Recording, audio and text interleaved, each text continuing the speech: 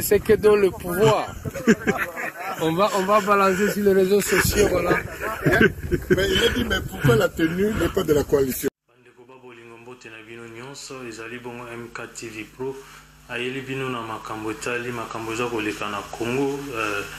déboulement ya Jean-Marc Kabunda na kati ya parlement makambo eza koleka ebele to emoni biso moko ndenge ba député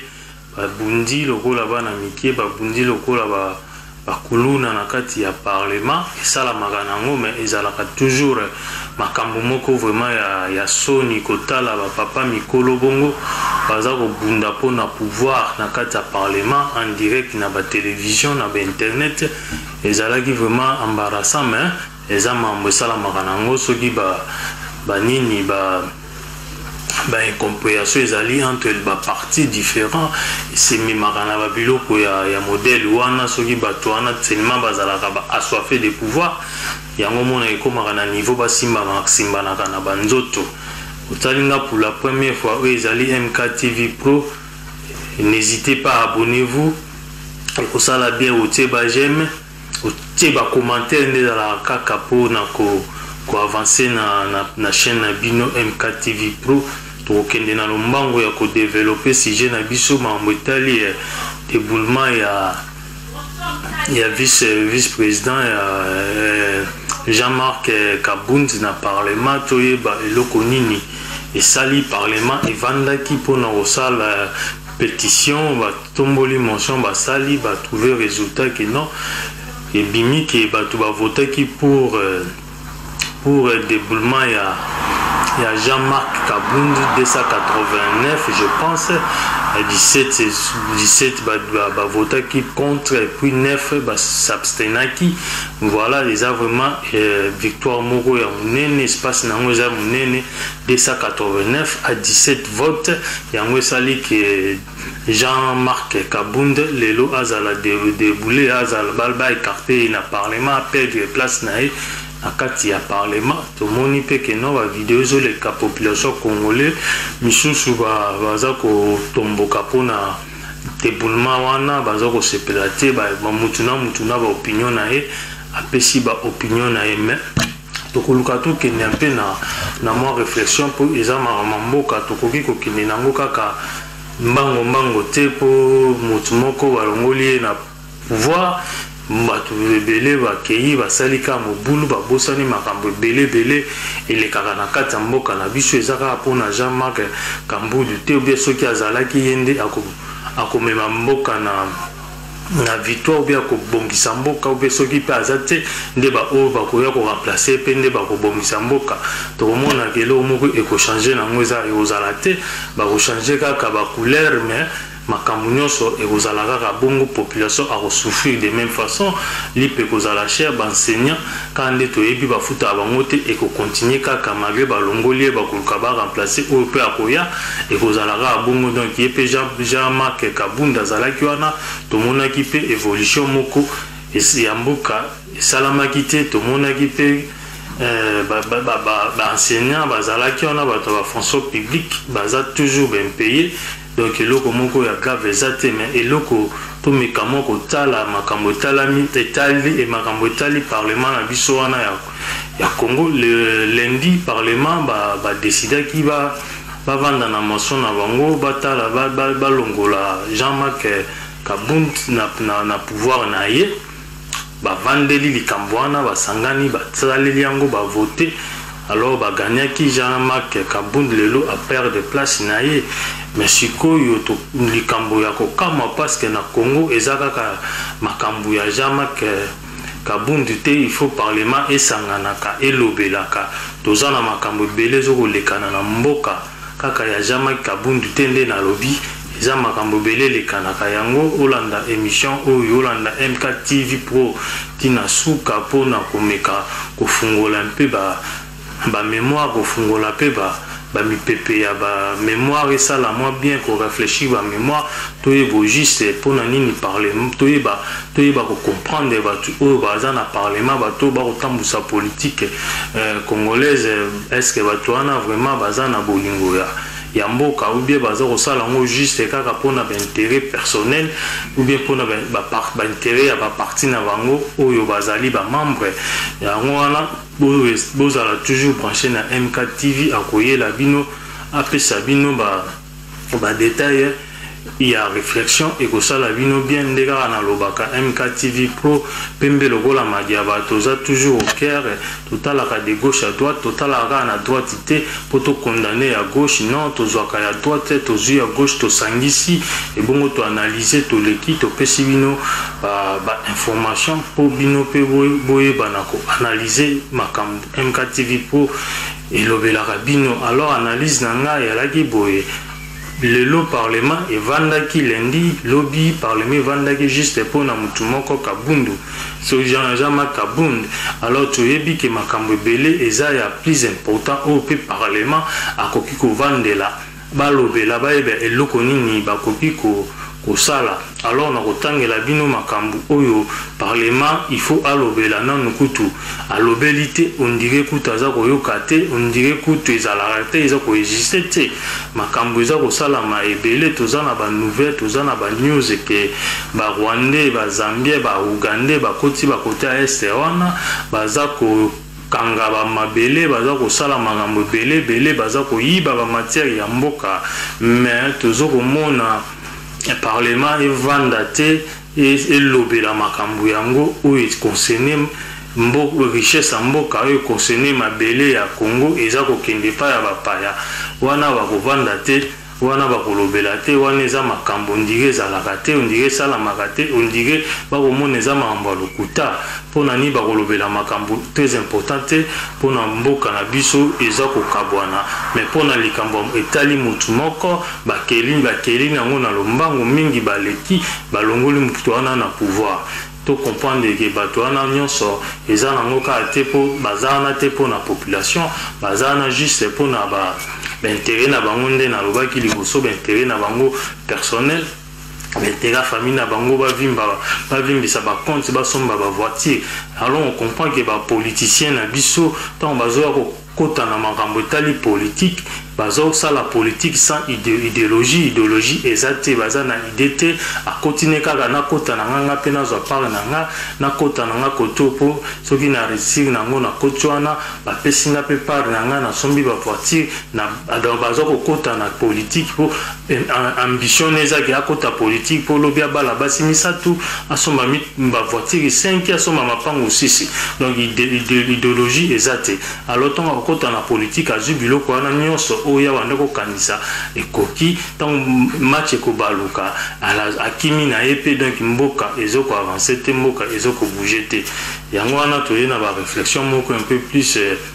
mature mpo totala makambo ya mboka parlement nde ezokovanda juste mpona mutu moko alors que mboka kote kuna na este eza kotekama parlement etikali jamais kovanda elobela makambo wana makambo etali mboka nde eza kotekama mboka ndenge bazambie barwandais baugandais nde baza kokota eloko nini eza na nsima wana banani baza kodirige Congo. Donc toyeba kososola bato nyonso wana bapoliticien wana est-ce que bango nyonso baa bacongolais si c'est vrai que bango tu baa bacongolais pourquoi bakolanda kaka moninga na bango Congo juste mpona différents opinions bamakambo etali politique différents partis bazwaki baparti na bango politique batya nanu à part basanga na bango na bango basénat wana basénateur badépute balobela makambo ezokotala banguna bazokozwa mboka kuna invasion ya Congo na est kuna bapillage ya Congo na est les femmes violées bamort banini bamai ezokozala te bakole ezozala te jamais parlement elekaka evandaka elobela biso makambo bongo bazwela biso solution balakisa biso misala nini baza kosala mpona kosisa babiloko wana baza koleka te mais soki likambo ya mutu moko tomoni nde baleki. Alors tozwi information nde nalobi kaka eza kaka ke mutu alingaka mutu te comprendre mutu alingaka mutu te mutu aza mutu te nzambe nde aza moto information eza ebele basuite nini eloko nini esali ke lelo basala motion bamemango ntina vote mpo balongola Jean-Marc Kabund na pouvoir na ye naza na suite de awa ya makambo etali makambo ya Jean-Marc Kabund na kotangela bino moi quelque partie pour comprendre que makambo wana eza juste pour na ba opinion personnelle pour na ba profit personnel alors to ko comprendre que non ba pe mbongo ezalaki enjeu pour na ko voter Jean-Marc Kabund alongwa montant wana to komona awa ba komele biso montant moko ya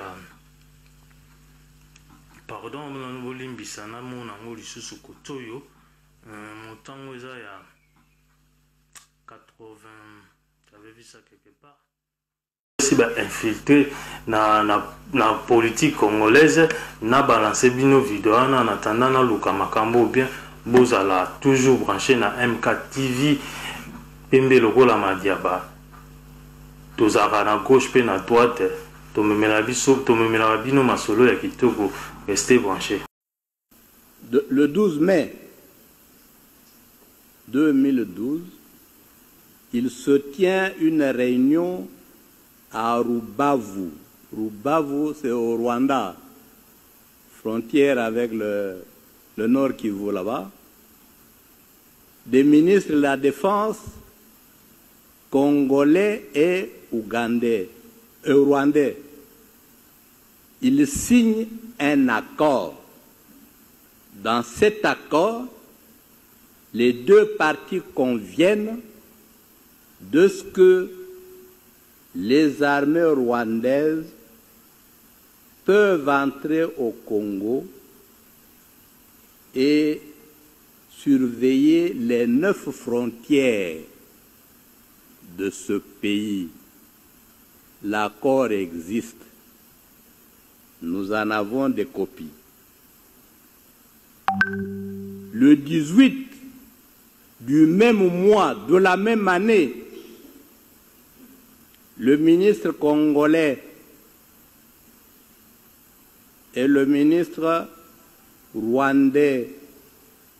des Affaires étrangères se rencontrent à Kigali. Ils signent un accord. Dans l'accord, ils acceptent que les services de renseignement rwandais peuvent entrer au Congo, sillonner toute la République pour assurer la sécurité. Ils le font chaque jour. Nous avons accepté. Pendant que nous dormons, les autres circulent, repèrent les sites miniers, contrôlent nos frontières, sillonnent tout le pays. Enfin, c'est-à-dire pour l'exposer, parce que les données, nous en avons à revendre. Vous connaissez le fameux accord du 23 mars 2009 entre le Congo et Kundabatware, le CNDP. L'accord reconnaît aux Rwandais le droit d'être congolais et de participer à la vie politique congolaise, d'être candidat et d'être élu. Nous avons signé cet accord. La partie congolaise a été représentée par M. Raymond Tshibanda, à l'époque ministre de la Coopération, et Obasanjo, qui était témoin de la communauté internationale, lui a posé 3 fois la question. Est-ce que vous acceptez de signer un tel accord? Il dit oui, 3 fois. Obasanjo a réagi, votre pays aura des problèmes. Voilà, MKTV, Hôtel pour la première fois. N'hésitez pas à s'abonner et que ça va bien. Au Teba j'aime et que vous allez au Tena commentaire na yo. MKTV Pro Azana juste pour nous répondre à tous vos commentaires quoi. Pour nous sunga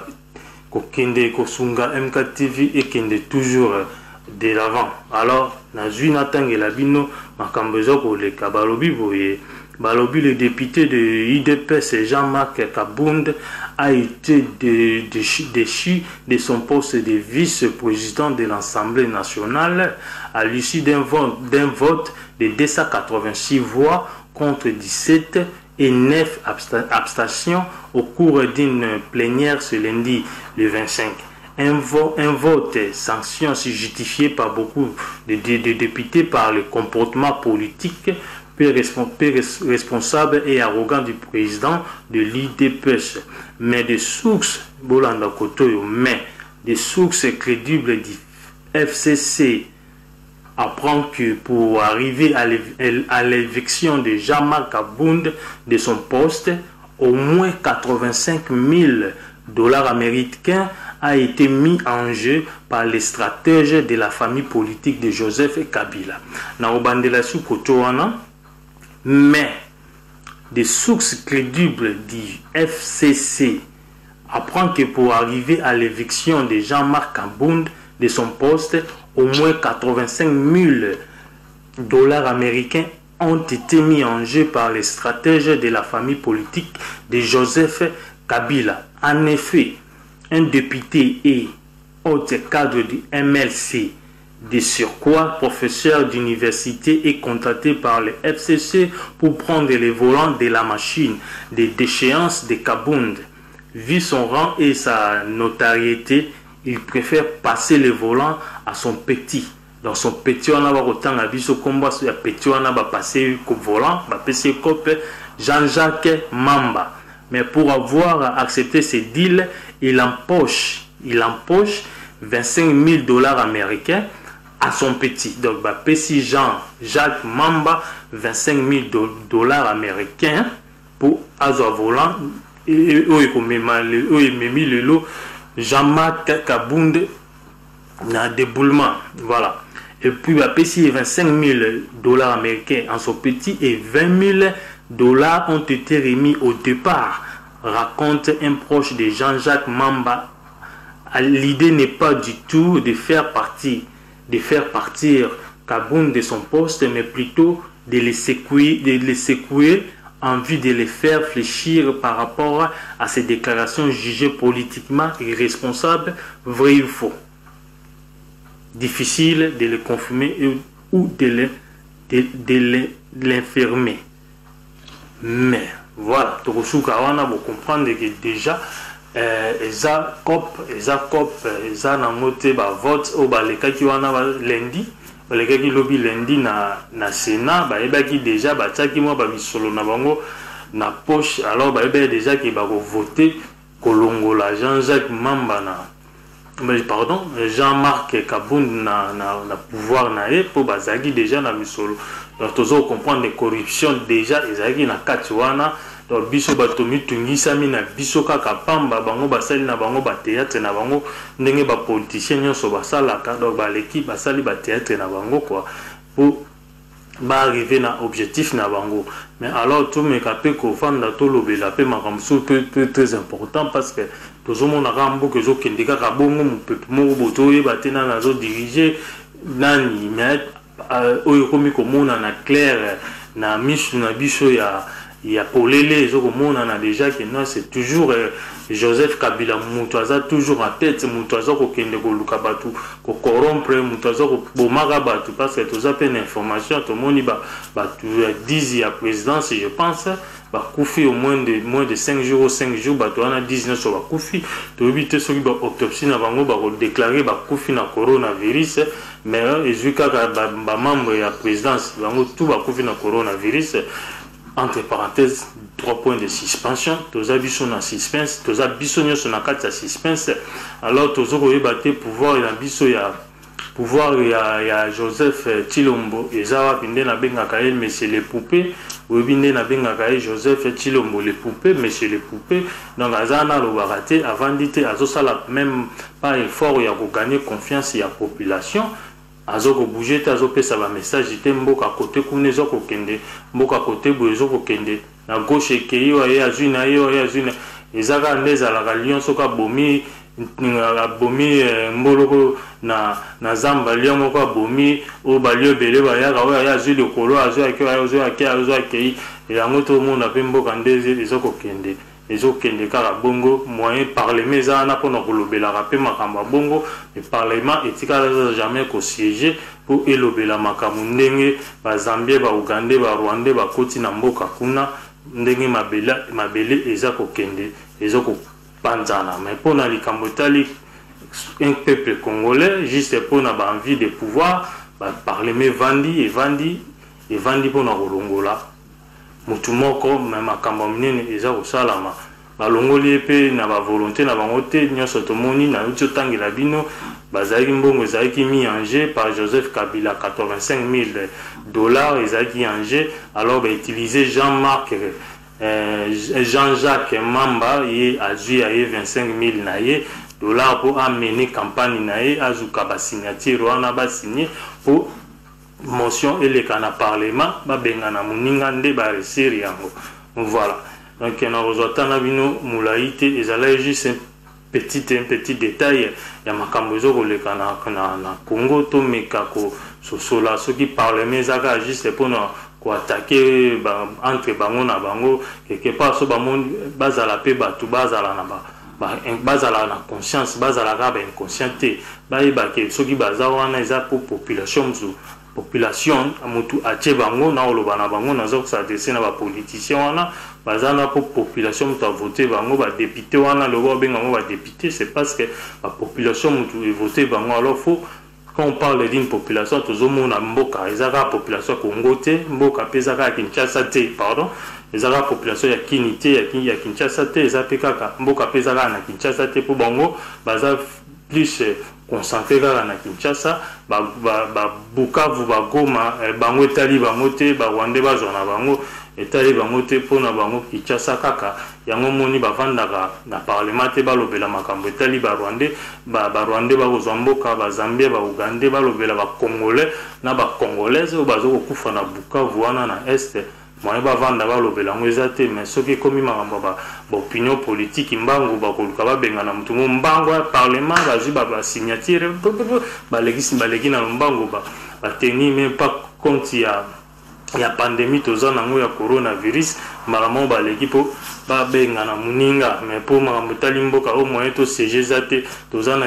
état d'urgence ya coronavirus tozo ko siéger te pour na mutu moko ba siéger alors to e batende na zongeli président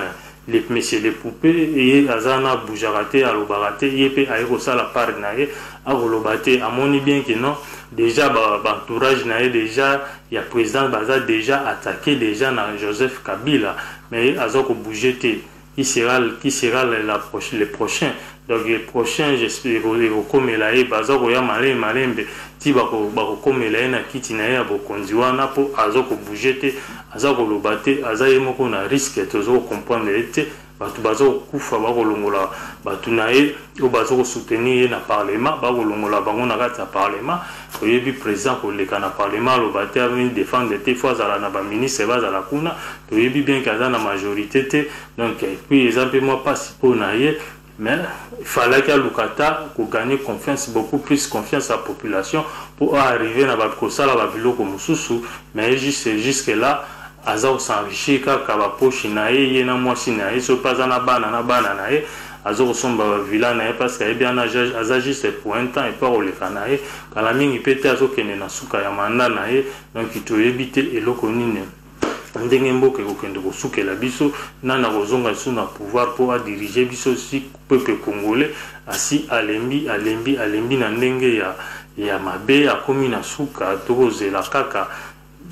tous la kaka miracle salama ou bien biso moto luka tous misale la miracle par la protestation et puis par ba message au Bogolanda oh déjà na kati ya MKTV Pro ils ont un message moko ya encouragement ils ont un message moko ils ont supporter plus population parce que tu dis bien que non le pouvoir appartient à la population donc le peuple congolais le Congo au Congolais d'abord des alakaka donc il faut biso tous à la nam na slogan on a que non le Congo pour les Congolais d'abord donc ceux qui tous na slogan on a alors to luka nengeni to sangana to bengana banguna o baza roya lelo ba s'infiltrer na politique na biso ba kangi ba politicien na biso en otage moyen ba politicien na biso ba meka ko bouger ça parce que oui bazo ko banga baza l'assassiner bazo mona déjà exemple ndenge ba collègue na bango wana monsieur so baza na présidence de baza empoisonné bango tout ba kufi déjà 10 na moins de 5 jours dans moins de 6 jours dans moins de 10 semaines bango tout ba kufi donc ils a déjà tous un régime dictatorial donc Kabila a toujours un yem tazana minduki yem tazana justice muto même na justice à relater alors le peuple congolais au fond la mis sur des à la rabo ta courage tu dis que chaque chose en son temps mais faut to me capé ko soulever tant on a pour se libérer et que ça la bien il faut biso moko ba congolais to se libérer to za la uni population to za la uni to se libérer to ça va partir ba opinion ba différent ba opinion na biso à part to ya to sangana to ba ndenge nini to ko libérer mboka na pomboka na vraiment et ça vraiment mboka te et ça ko kende ko s'enfoncer de plus en plus et puis banda to botami à chaque gouvernement pas d'amélioration contrairement que au contraire à chaque gouvernement zo les kambo ke zo ko zindara kaka les Rwandais les Ougandais les Zambiens baza na contrôle la mboka Congo bazo sala bazo ko bina tout autour la mboka biso bana mboka ba fonctionnaire ba tout bazo se retrouver quelques groupes de gens bazo se retrouver mais la majorité 1% de la population ils ont se retrouvé 99% de la population baza vraiment donc baza na elote bazo se retrouver MKTV a salé bino vidéo ou ya pesi bino ba réflexion sur makambo zo ko le kana Congo nde na lobby sous moi na lombango que non parlement na biso ezaka kana te po na ko landela ka mutu moko parce que makambo belepe eza ko le kana mboka tout le monde appelle si parlement zo ko vanda te to senga pe na parlement ndesi ba réussir mission na bango sikolongola kabundu na pouvoir ba vendre la paix makambo zo le kakuna nde bazambie ba kugande ba rwandais ba koti na mboka ba zuzi ba par na bango de bazo ko abuser de bazo sa ba évasion